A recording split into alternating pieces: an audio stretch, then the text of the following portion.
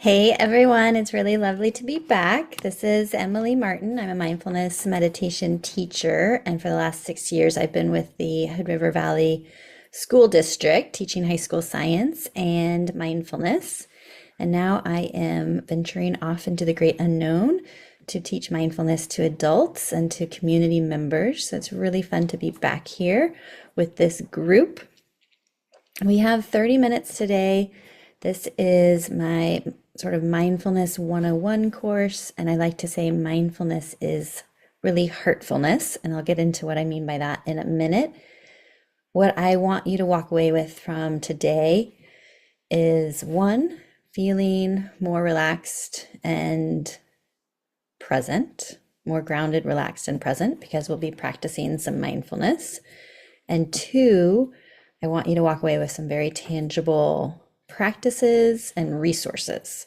So that is my goal for today. If you like what you're seeing and want to get more involved in some community offerings I have, you can visit my website at emilygoodwinmartin.com. Almost everything I offer in the community is free because I am working to write grants to get my work accessible. I want my work and mindfulness to be accessible. It should be freely given. So here we are. The first thing I'd like to share is my definition of mindfulness. And when I say my, I should say it's my teachers. I worked with Tara Brock and Jack Cornfield to learn mindfulness techniques. And the definition that they love to use that I really have adopted is mindfulness is non-judgmental awareness of the present moment. And I think we all have trained somewhat on mindfulness and know that it's about being in the present moment, but this is where the heartfulness comes in, which is this non-judgmental attitude. And so we are not judging ourselves for how we're showing up. So sometimes we show up to the classroom frazzled and scattered. Sometimes we show up to a meditation with a monkey mind, a mind that just having a lot of thoughts. And so we're never going to judge ourselves for how we're showing up. Instead, we're going to deeply and profoundly accept ourselves, accept everything exactly how it is. And once we do that, then we can start to alchemize the situation. It's just kind of magic. So bringing awareness and presence to what really truly is and showing up 100% for what is instead of what we want something to be or what we wish it were, or pushing away what really is. We're actually accepting what is, and we're not judging what comes up. So a lot of our feelings are culturally conditioned. I know I don't like it when I'm angry or I'm bitter or I'm resentful, but the practice of mindfulness is allowing for those feelings, truly feeling the feelings, and by feeling them and processing through them and sitting with them and resting with them, they can actually transform, transmute, and change, which is really exciting. Anyway, so that's my little spiel on mindfulness is actually heartfulness. Moving on, I have 3 tools that I want to practice with you that I encourage you to practice on your own for yourself and practice with your students if you feel like you have the capacity to do that. I will link some resources below, including some very short guided meditations that I made for the PBIS team at Hood River Valley High School. And I'm going to show you, and actually I'm just going to show these resources now while I'm thinking about it because they're right here. The first thing I want to share with you is the Mindful Self-Compassion Workbook by Kristen Neff, PhD. She is lovely. Her website is selfcompassion.org. In a little bit, I'm going to teach you the self-compassion break, which is a very simple emotional processing tool that I use often in my daily life. I also want to share Learning to Breathe, a mindfulness curriculum for adolescents to cultivate emotional regulation, attention, and performance. And this is like a step-by-step, here's how you teach mindfulness. It has really clear lessons, straightforward, scripts for anything you might want to read and do any meditation. So love this as well.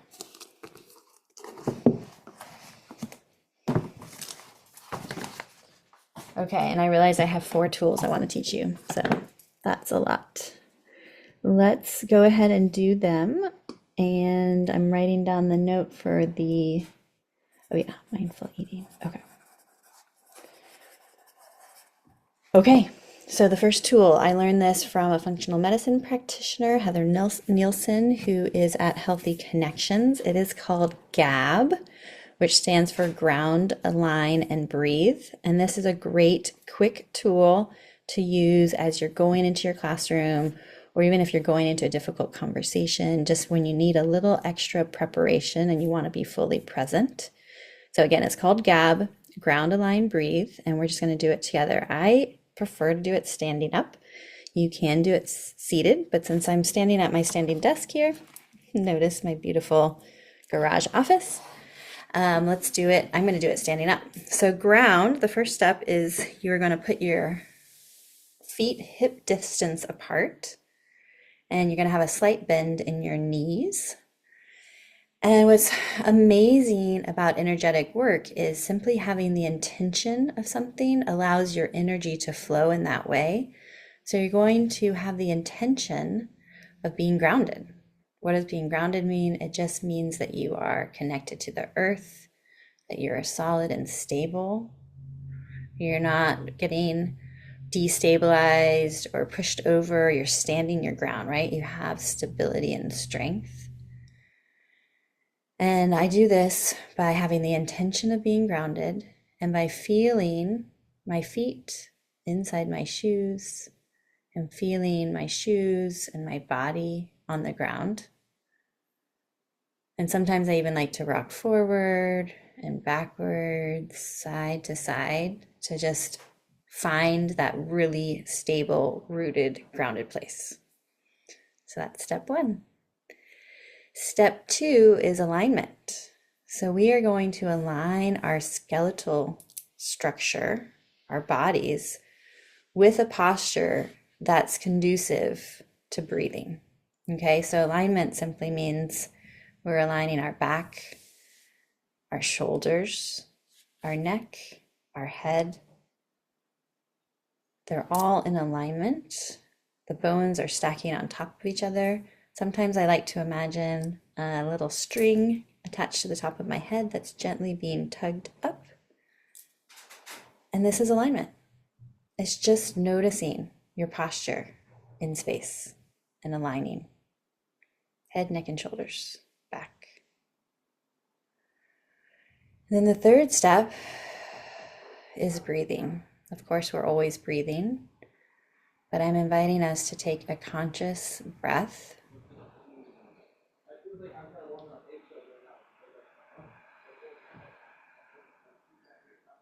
And to do this, sometimes I like to breathe in 3 breaths, breathing in through my nose and out through my mouth.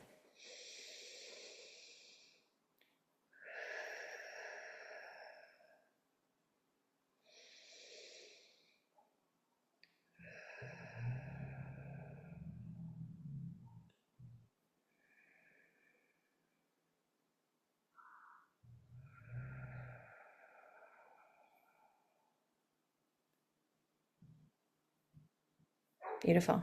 That's GAB. That's it. That's all there is to it. So I hope you take that tool, put it into practice in your own life, and share it with your students.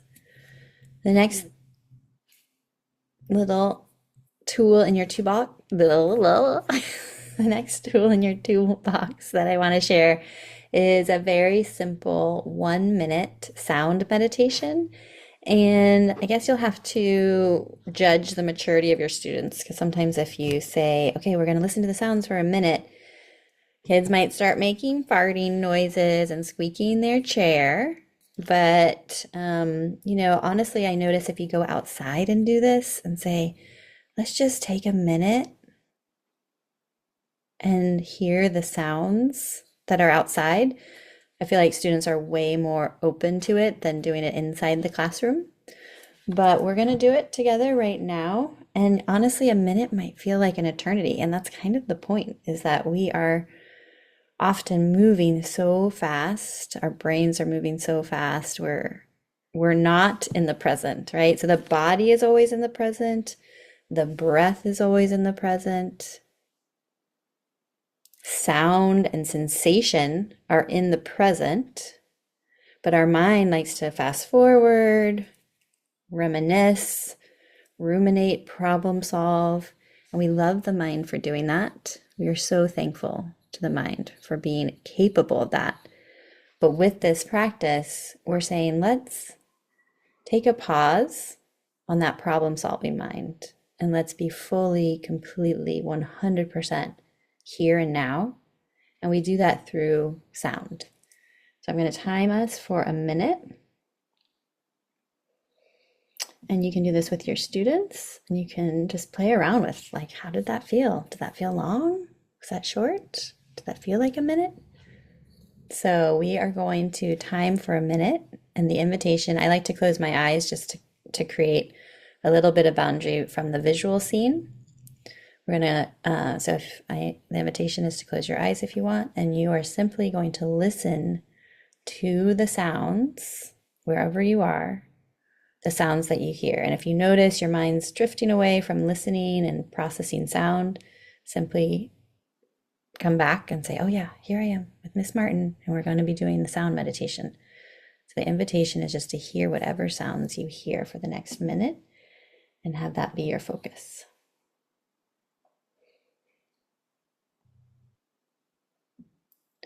Okay, let's try again.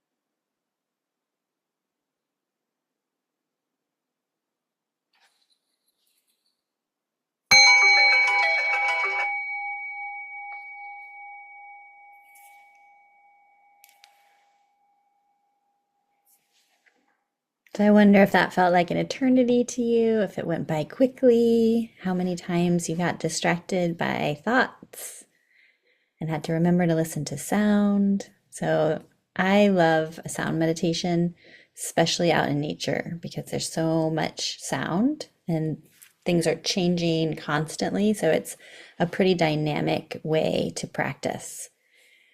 I should say, if I haven't said it already, that the present moment is the most energetically nourishing place to be.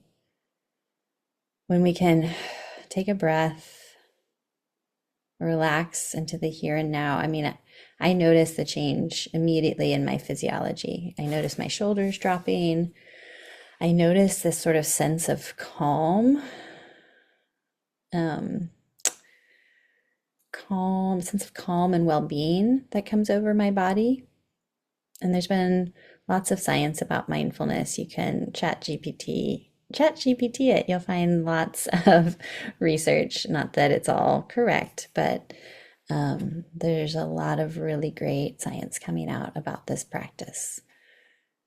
But for me, I don't need the science to prove to me what I already feel in my heart, in my body. I know my heart rate slows down. I know my blood pressure drops. I know that I'm in my rest and digest parasympathetic nervous system because I can feel it. I can feel that sense of well-being in my body. All right. The third tool we're not going to practice today, but I just want to mention it, and it's very classic and you've probably seen it, but it's mindful eating. And if you're interested, there is a protocol for it in this book, Learning to Breathe.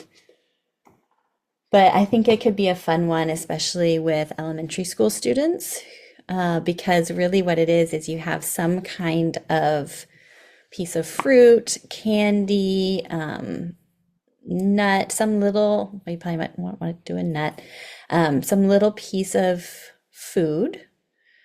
You could do it with their lunch if you didn't want to have an additional cost to your classroom. But you basically are having students experience that candy or that piece of fruit as if it was the first time they were eating it. And they're doing a mindful eating practice, which are really focusing 100,000% on the sensation of eating that piece of fruit. So, how it's tasting, what it's looking like, color, taste, flavor, texture, weight.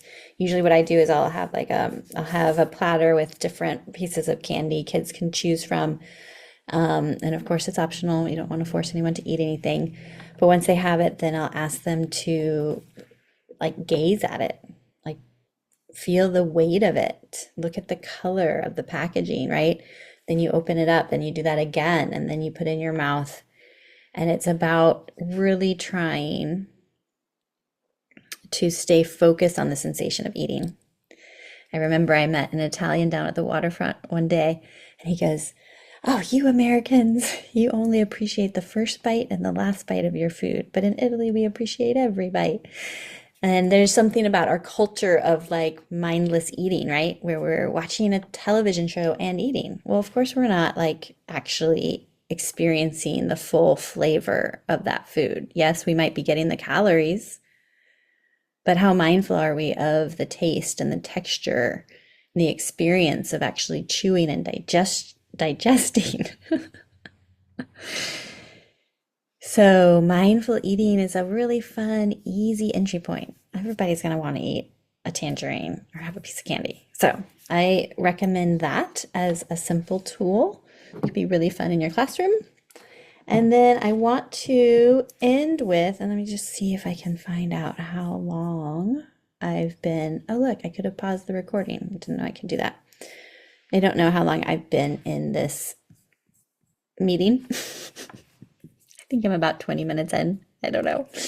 That seems about right. So we're going to finish up with the self-compassion break. So that comes from the work of Kristen Neff. She's got great resources. Again, I highly recommend this book. Such an easy read, so accessible, digestible. Selfcompassion.org is her website, and there's lots of resources free on there as well. Self-compassion break, let's do it. This is a simple emotional processing tool.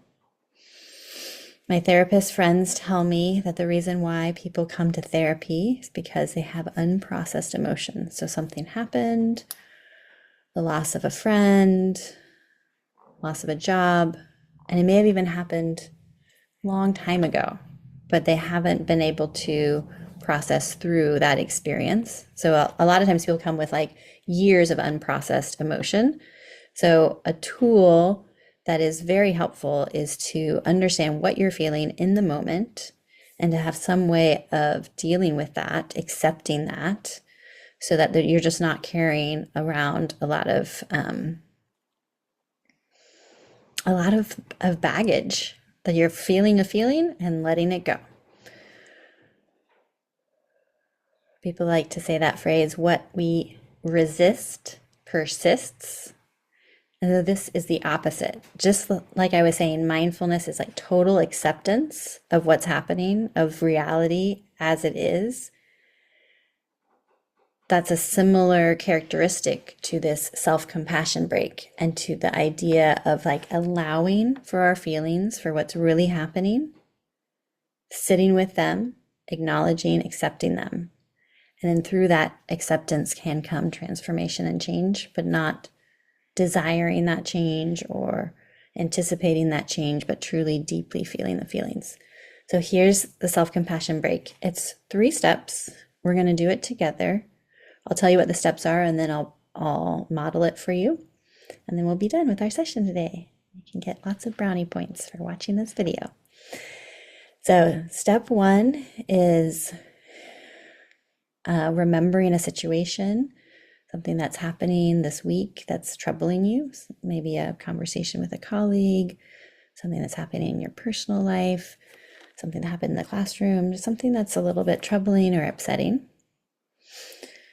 The second step is going to be feeling the feelings about that situation. So remembering the situation, coming into the feeling space of how it's making you feel, what you're worried about, why it feels unsettling. The next step is going to be accepting what is, that this is like, yeah, this is kind of the stuff of life. This is what's challenging about being human on planet Earth. The fourth step is then acknowledging that this is, it's kind of that this is universal, that this is, I guess that's kind of part of step 3, that this is part of being a human on planet Earth.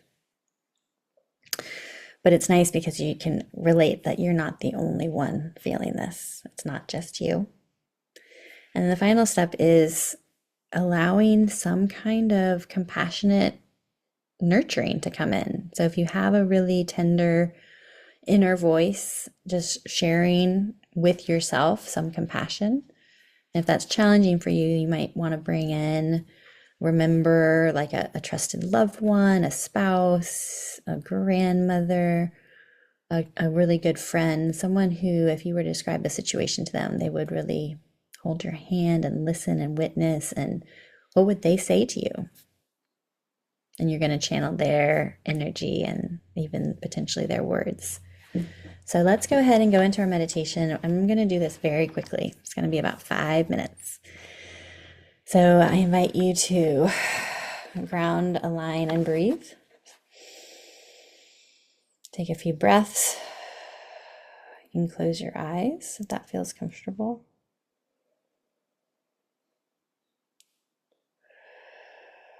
And you're going to gently call into your heart and mind space, situation that's triggering for you, something that's happening right now or this week that's kind of up and present for you.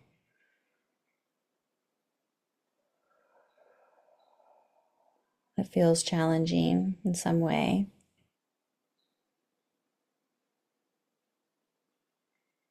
And breathing in, and breathing out. Imagine the scenario. So look at the people involved. Just remember, he said that, she said that, or this happened.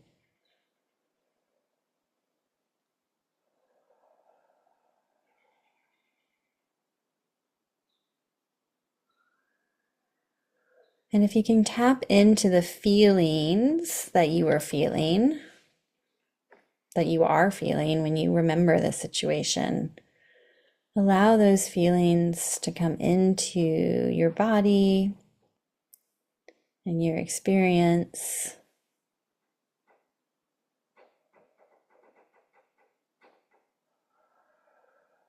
And I want you to acknowledge the feelings and fully accept them. So that can be like, oh yeah, I'm feeling this. This is really making me angry. And I accept that this is what's happening, that I'm feeling these feelings. So really, we're not pushing away the unpleasant feelings. We're allowing the unpleasantness to be here in our bodies and our psyches.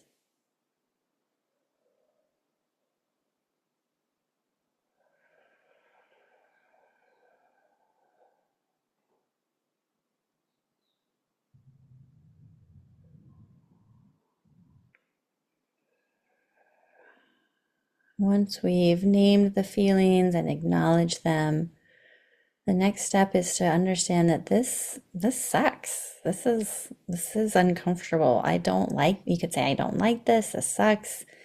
You could say this is part of being human. But something that allows you to realize, yes, it's uncomfortable, but more importantly, it's like this happens to everybody. Like everyone's felt frustrated or had the loss of a friend.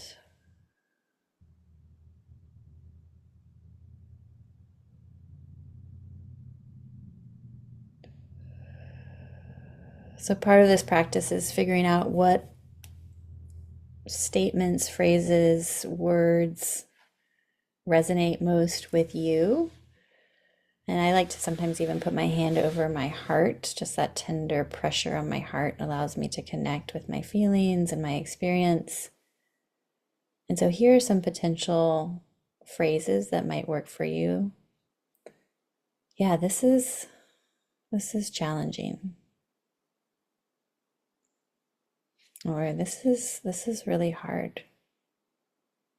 It's hard being human right now. There's a lot going on.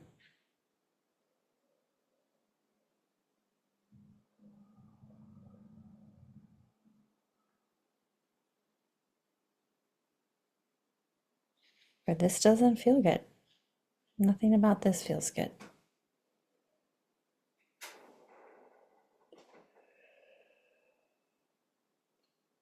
And the final step is calling in your nurturing self. So if you have a nurturing self that can easily come in and nurture this experience, so meaning like you've witnessed this scene, you've heard how it's making you feel, and you can provide some reassurance or some kindness, some tenderness to yourself, go ahead and do that.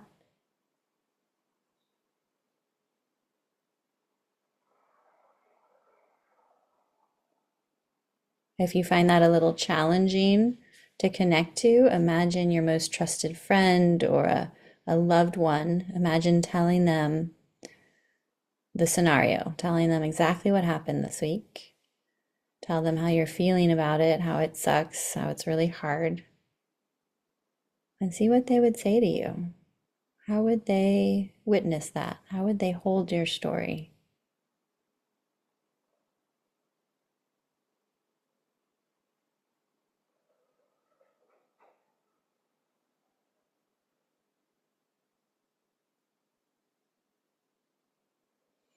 Would they give your hand a squeeze or give you a hug?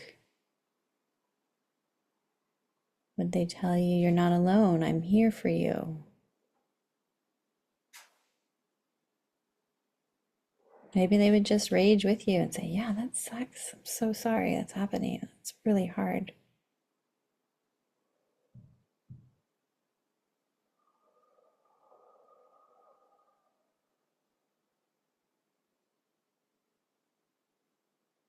So whatever they say or do,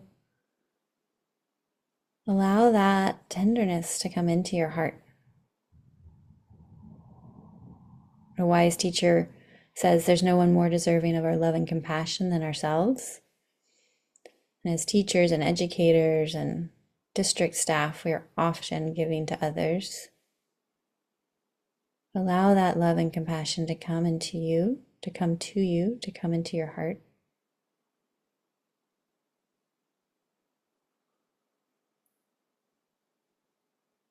Allow that simple witnessing, few kind words to be a balm, to soothe the spirit. Your hand is over your heart. You can gently take it off of your heart. You can open your eyes, come back to our Zoom call. And that's it. So I hope you're walking away with 4 tools: the GAB, the mindful eating, the 1-minute sound meditation, and the self-compassion break. I will link these resources and I wish you well. I'd love to hear how you enjoyed this video, if you put into practice these tools for yourself or with your students or with your colleagues. Let me know and take care. Bye-bye.